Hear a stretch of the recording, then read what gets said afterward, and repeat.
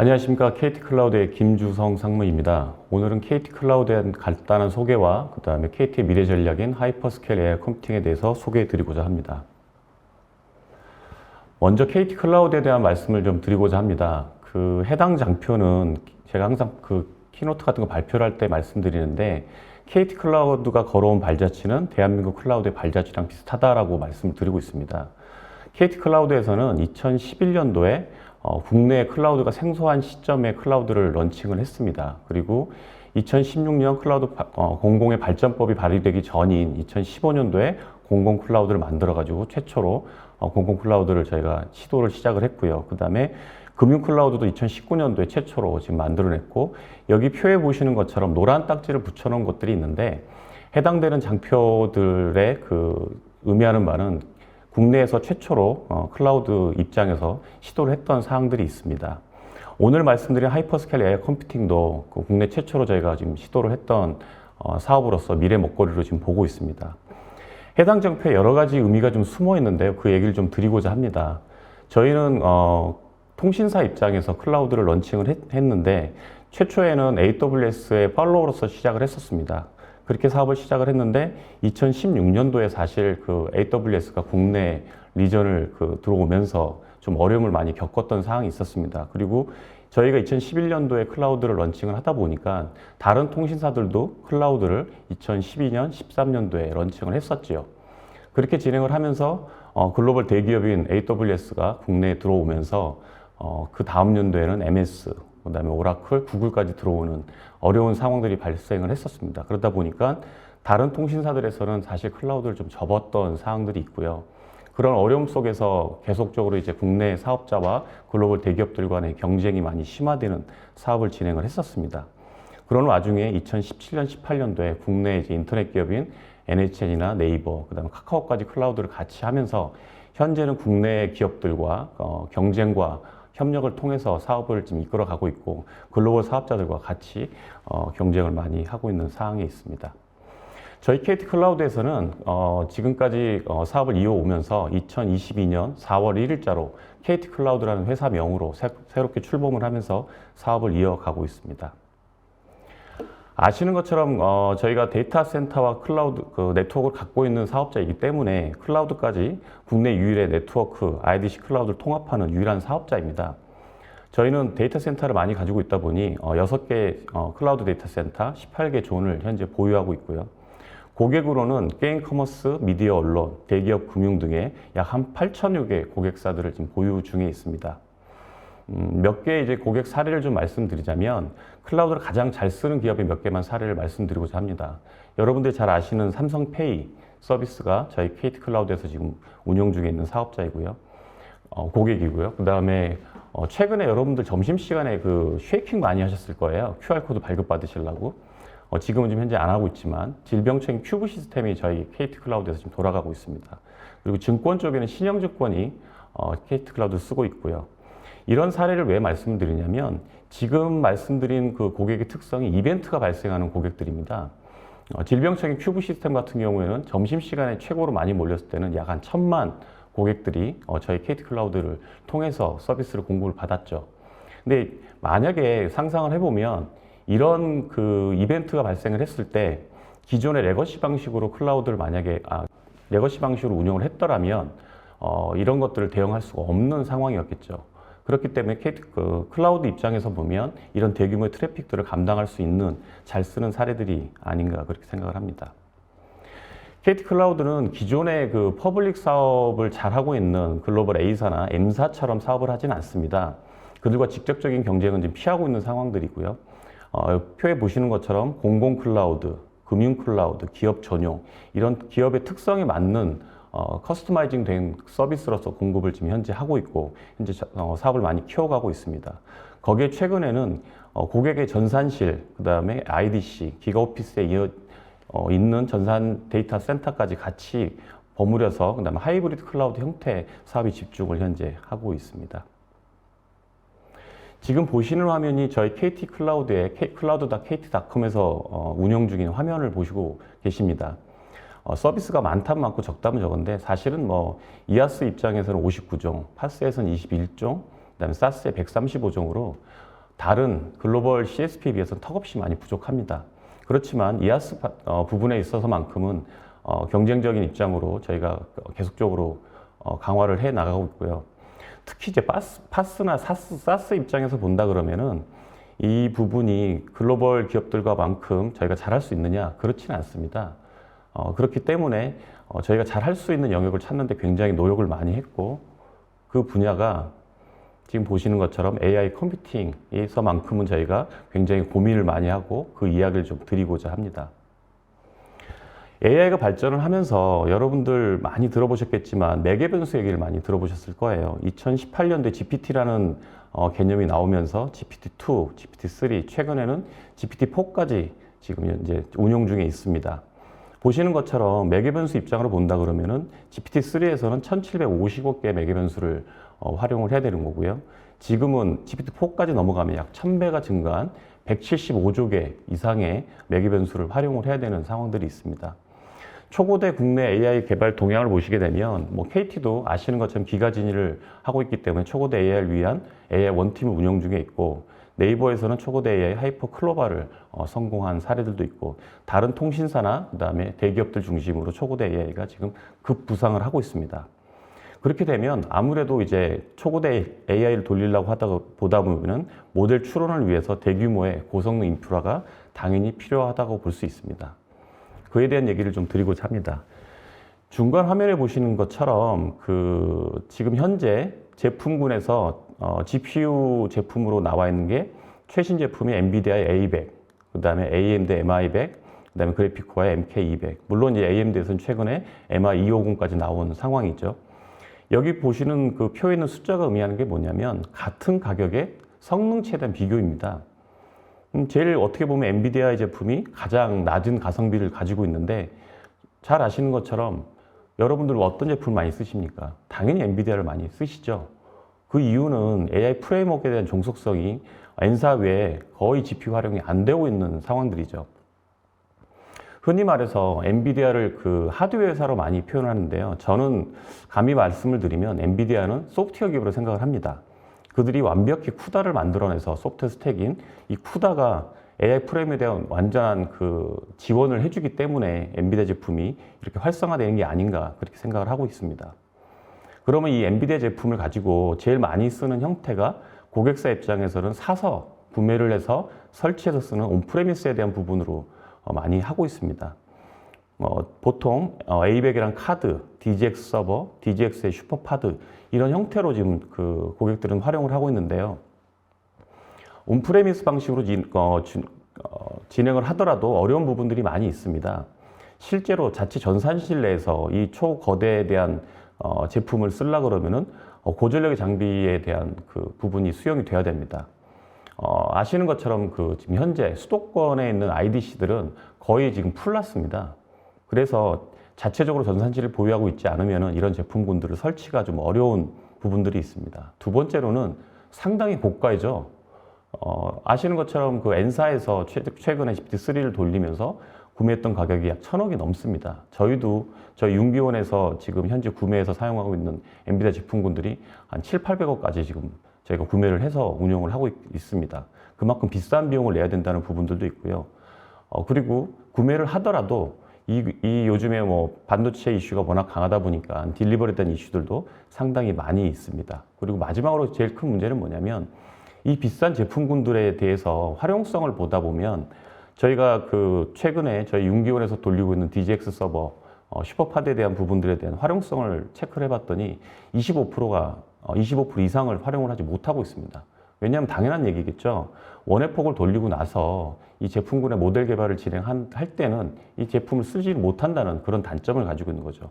그 비싼 장비를 가지고 결국 25%의 성능만 활용을 하고 있다는 단점이 있습니다. 그러면 아까 이제 말씀드렸던 것처럼 이런 부분을 25%만 쓴다 그러면 클라우드에서 제공하면 되는 거 아니냐라는 부분들이 있죠. 그런데 이제 클라우드에서도 저희 회사도 마찬가지고 그다음에 글로벌 G사나 A사에도 마찬가지고 해당되는 제품군을 공급은 하고 있습니다. 다만 단점들이 있습니다. 크게 보면 두 가지인데요.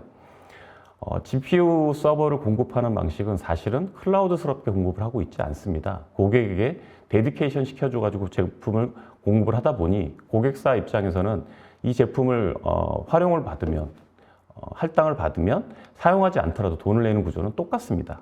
두 번째로는 대규모 GPU 클러스터링 지원이 불가합니다. 결국은 A100 카드를 쓰는 건 가능하겠지만 DGX 서버나 슈퍼파드와에서 쓸 수 없는 단점을 가지고 있습니다.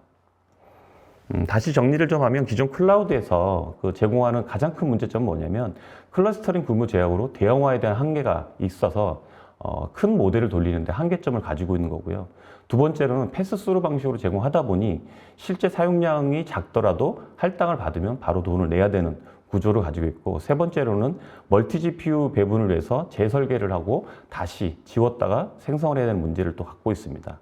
네 번째로는 멀티 클라우드를 만약에 쓰더라도 해당되는 제품에 대해서 고객분들이 하나하나 제품을 GPU 서버에 대해서 재분배를 하고 어떻게 써야 되는지 활용성에 대한 부분을 설정을 해줘야 된다는 문제를 갖고 있습니다.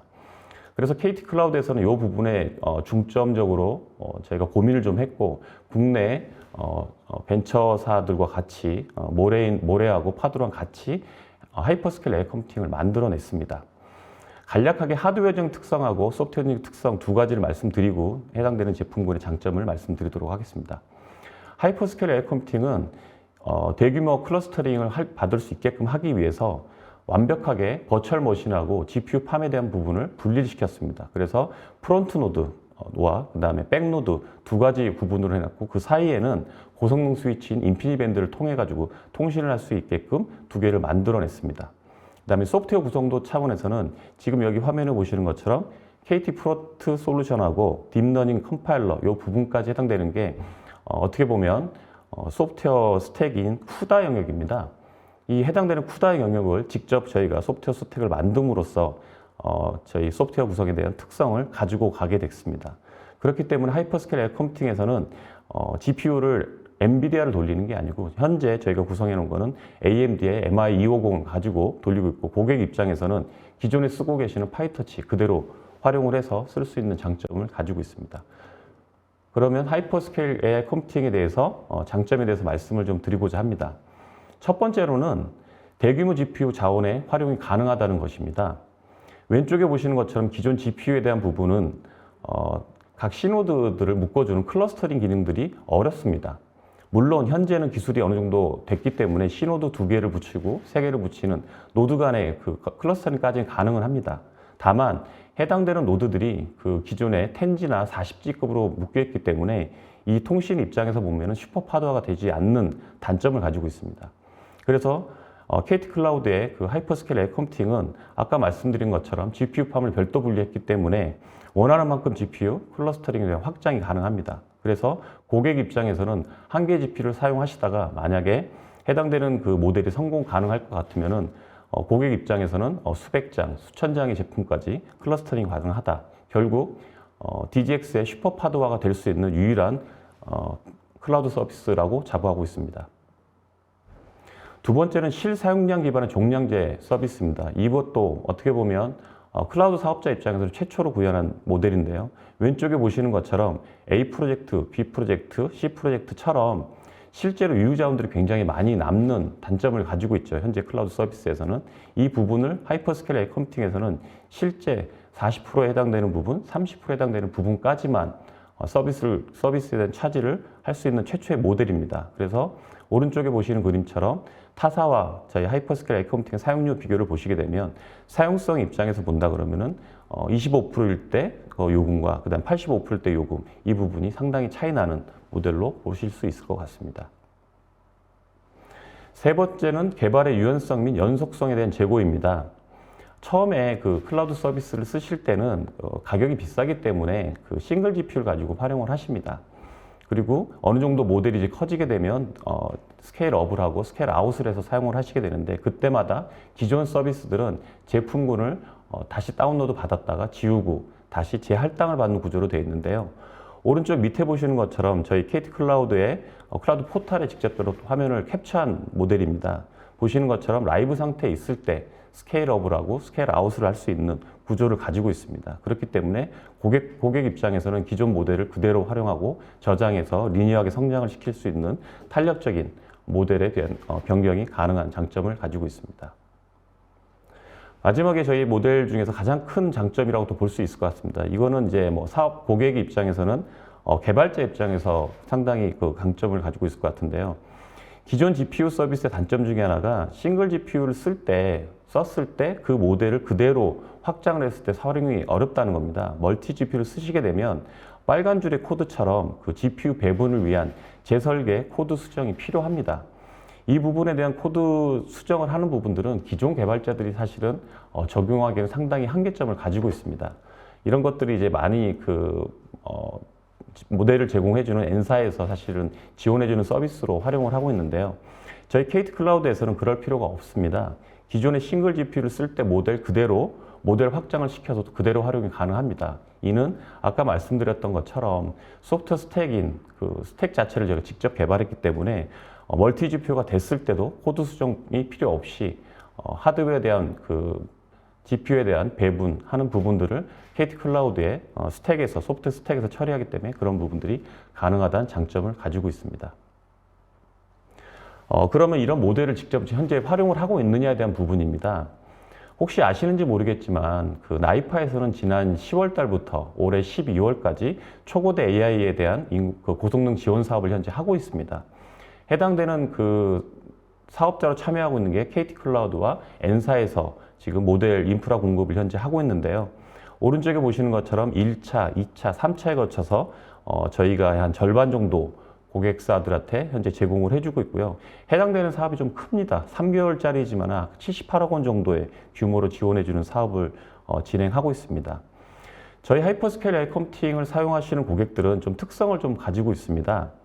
혹시 아시는지 모르지만 그 이루다의 스캐터랩 같은 경우에는 저희가 스케일업을 지금 제공을 해서 저희 MI250 입장에서는 96장을 한 번에 돌릴 수 있게끔 해서 공급을 하고 있고, 리온 IPL 같은 경우에도 해당되는 초고대 모델로서 지금 GPU 사업을 공급을 받고 12월 달까지 해당되는 모델을 돌리고 있습니다. 해당되는 사업은 내년에도 계속 확장해서 진행될 예정이기 때문에 지금 이 방송을 들으시는 고객사분들이 계시다 그러면 내년도에 초에 사업을 신청하셔서 초고된 모델들을 돌리는 기회를 활용하시면 좋을 거라고 생각을 합니다. 하이퍼스케일 AI 컴퓨팅은 현재 남청주에 저희가 대규모 GPU 팜을 구현해서 현재 운영 중에 있는데요. 공공 고객들을 위해서 준비하고 있는 사항들이 있습니다. 23년도에 3월 달까지 용산에 저희 IT 그 데이터 센터가 있는데 거기에 공공 전용의 GPU 팜을 지금 구축을 하고 있습니다. 그래서 3월 달 런칭을 하게 되면 공공 고객들 대상으로도 하이퍼스케일 AI 컴퓨팅을 공급할 수 있게끔 저희가 준비하고 상용할 수 있도록 현재 준비 중에 있습니다. 하이퍼스케일 AI 컴퓨팅에 대한 사례인데요. A사 사례, B사 사례 좀 동일합니다. 기존에 아까 말씀드렸던 것처럼 초고대 모델을 돌릴 수 있는 동적 할당과 그 다음에 저희가 그 사용한 만큼의 과금의 형상으로서 가장 잘 활용하는 사례를 저희가 들어드렸고, 지금까지 저희가 하이퍼스케일 AI 컴퓨팅에 대한 소개를 좀 드렸는데, 사실 저희가 소프트웨어 스택과 하드웨어에 대한 분리 구조를 만들어서 서비스를 하다 보니 해당되는 모델이 완벽하지는 않습니다. 파이터치 모델 중에서 비전과 NLP 분야의 대표 모델 약 한 46종에 대해서만 현재 공급이 가능하고요. 그 다음에 아까 말씀드렸던 초고대 AI 모델을 돌리면서 사실 고객들에게 VOC를 좀 많이 받고 있습니다. 해당되는 VOC들이 저희 입장에서는 굉장히 자선화라고 생각을 하고 있고, 그런 VOC들을 해결하면서 개동되는 모델들을 계속적으로 월 단위로 지금 추가를 좀 현재 하고 있고요. 그 다음에 기존에 많이 쓰셨던 파이터치 이외에 텐서플로우가 지금 현재 공급이 되고 있지는 않습니다. 텐서플로우는 올해 11월, 11월 말, 그 다음에 10월, 12월까지 저희가 모델을 화시켜서 공급할 예정에 갖고 있고, 계속적으로 모델을 늘려가려고 준비하고 노력하고 있습니다. 그럼 KT 클라우드에서는 AI에 대한 부분을 어떤 방향으로 지금 진행하는지를 좀 말씀드리고자 합니다. 작년에 하이퍼스케일 AI 컴퓨팅을 지금 상용화를 해서 현재 운용 중에 있는 상황이고요. 2022년에는 대규모 GPU 팜을 구축을 해서 현재 대응을 하고 있고, 내년도에는 지금 AI 전용 칩을 만들고자 지금 준비 중에 있습니다. 그래서 저희가 파두모래 투자나 리벨리온 투자를 통해 가지고 이런 것들을 만들어내고 있는데요. KT 클라우드에서 바라는 점은 인프라, 플랫폼, 서비스까지 아우르는 AI 풀스택을 통해서 사업자로 진화를 하는 걸 노력을 하고 있고, 그 부분에서 클라우드 관점에서 저희가 새로운 전략을 만들어내려고 노력을 하고 있습니다. 많은 관심을 가져주시면 감사하겠습니다. 감사합니다.